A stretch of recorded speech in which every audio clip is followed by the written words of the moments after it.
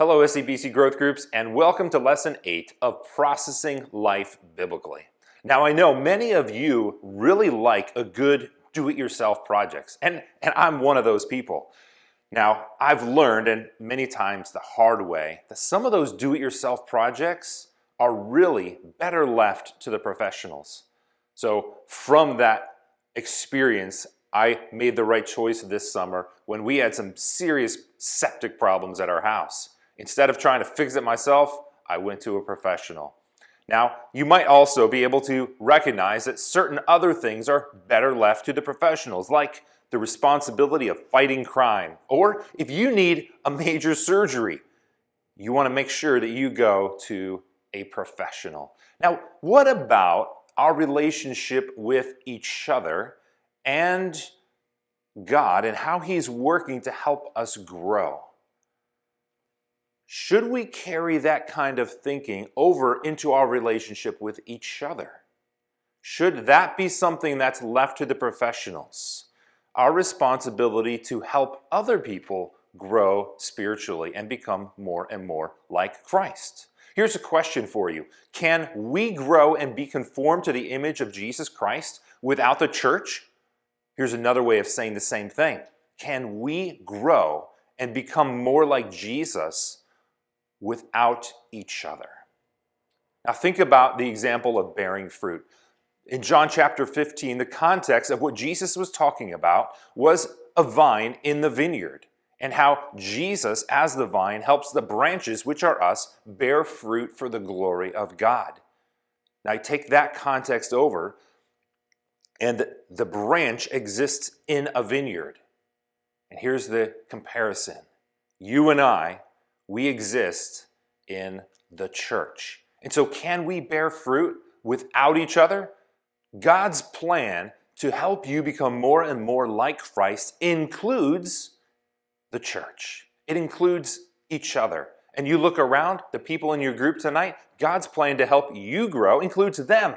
And God's plan to help them grow includes you. Philippians 4:9 tells us this. What you have learned and received and heard and seen in me, practice these things, and the God of peace will be with you. Here, the things that we learn, we're supposed to pass on and teach others. Now, we're familiar with verses like Proverbs 27:9. This says, iron sharpens iron. But what does that look like? How can we help each other grow? How can we sharpen each other spiritually? Now, so far, as we've been studying together, we've been focusing on how God works in our lives, what He's doing, how He works to change us, help us see what we need, help us come to grips to find out the truth about what we really need, and then we can come to the right applications and integrate new behaviors and patterns that lead us towards growth. Now, as we begin to understand that and get a hold of it in our hearts, we can also recognize that all of us are going through the same thing, that God is actively working in all of our lives. And if we come alongside each other, we can help each other understand where we are in the cycle. And if you understand where someone else is in the cycle and the process of God changing them, you can better help and encourage and equip them in what God is doing. And so here's a helpful way of thinking about all the different ways that you can be a part of God's work in someone else's life. The first one is just emphasizing the importance of relationship. It's being there. It's making that initial contact and the regular contact, stepping into the lives of each other so that experiences aren't just individual, but there's shared experiences that build trust and relationship. Your presence in each other's lives should be normal. And then there's also the role of comforting each other, providing that stability while there's tension. You don't run when things get real. You're not going to run from each other.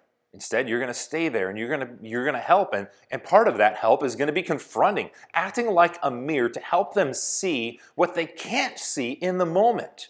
as they examine their hearts. This is the truth. Our hearts are deceitful, and so often I know in my own life there are things that God is doing and I'm just stubbornly blind and I cannot see it, but there's thankfully other people in my life that see it clear as day, and God uses them to come alongside of me and help me see what I couldn't see. And as we begin to recognize those things and we begin to see what we previously couldn't see, we need to provide direction to each other, direct towards God's word, and help us see what Christ-likeness looks like and find conclusions based on truth. And then we provide counsel to each other, asking the right questions, helpful questions, providing insight as they seek to plan strategies of growth, and then coaching each other, helping provide that motivation and encouragement, correction and adjustments as they seek to integrate patterns of growth and godliness. So is this something that is better left to the professional? Do you have to be a seasoned veteran in order to come alongside someone and help them see what God is doing and how God is working to help them grow, to arrive to the right conclusions and the right applications and integrations in their life? We would like to think, yes, that must be something left to the professionals because that makes our responsibility a lot easier, doesn't it? But the truth is, God's word makes it abundantly clear that no, this is not a job for professionals.